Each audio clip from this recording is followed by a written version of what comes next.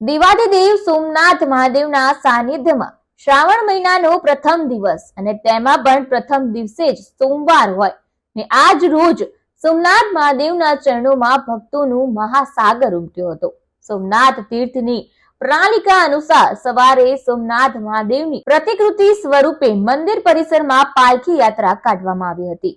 જેમાં હજારો ભક્તો જોડાયા હતા અને શિવજીની આરાધનાના મહાપર્વ એવા શ્રાવણ માસના પવિત્ર સોમવારે સોમનાથ મહાદેવના દર્શન કરી ભક્તિનું ભાથું બાંધવા શ્રદ્ધાળુઓ સોમનાથ મહાદેવના દર્શન કરી પૂજામાં જોડાયા હતા ને ટ્રસ્ટ તરફથી ટ્રસ્ટી શ્રી જીડી પરમારના હસ્તે સૌપ્રથમ ધ્વજા પૂજા, પાલખી પૂજા કરી શ્રાવણ ઉત્સવનો પ્રારંભ કરવામાં આવ્યો હતો